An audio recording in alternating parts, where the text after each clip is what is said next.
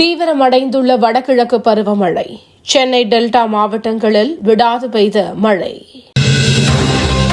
கடலூர், விழுப்புரம் மாவட்டங்களில் அதிகனமழைக்கு இன்று வாய்ப்பு. ரெட் அலர்ட் விடுத்த வானிலை மையம். வடகிழக்கு பருவமழை. 12 மாவட்டங்களுக்கு கண்காணிப்பு அதிகாரிகளை நியமித்து முதல்வர் மு.க.ஸ்டாலின் உத்தரவு. களத்தில் கண் துஞ்சாமல் செயல்பட்டு மக்களை காப்போம். மு.க.ஸ்டாலின் உறுதி. போர்க்கால அடிப்படையில் முன்னெச்சரிக்கை நடவடிக்கை தேவை. அரசுக்கு இபிஎஸ் வலியுறுத்தல். முழு கொள்ளளவை எட்டிய வைகை அணை நீர்மட்டம். 5 மாவட்டங்களுக்கு 3ஆம் கட்ட வெள்ள அபாய எச்சரிக்கை. சென்னையில் தற்போது வரை சுமார் 151.52 டன் பட்டாசு கழிவுகள் அகற்றம். சென்னை மாநகராட்சி தகவல். மீண்டும் உயர்ந்த தங்கம் விலை.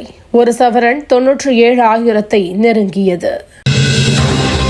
காவிரி ஆற்றில் நீர்வரத்து அதிகரிப்பு. ஒகேனக்கலில் சுற்றுலா பயணிகள் குளிக்க தடை. பெங்களூரு ஓசூர் மெட்ரோ இணைப்பு திட்டம் சாத்தியமில்லை. மெட்ரோ நிர்வாகம் கர்நாடக அரசிடம் தெரிவிப்பு. சபரிமலையில் தங்கம் மாயம். ஹைகோர்ட்டில் முதற்கட்ட விசாரணை அறிக்கை தாக்கல். நக்சல் ஒழிப்பு நடவடிக்கையில் ஈடுபட்டுள்ள பாதுகாப்பு படைகளின் கூட்டு முயற்சி பாராட்டுக்குரியது. ராஜ்நாத் சிங் பேச்சு. ஜப்பானில் புதிய வரலாறு. நாட்டின் முதல் பெண் பிரதமராகும் தகாய்ச்சி. வர்த்தக ஒப்பந்தம் செய்யாவிட்டால் 155% வரி. சீனாவுக்கு ட்ரம்ப் எச்சரிக்கை. ரோஹித்தும் கோலியும் தலை சிறந்த வீரர்கள்.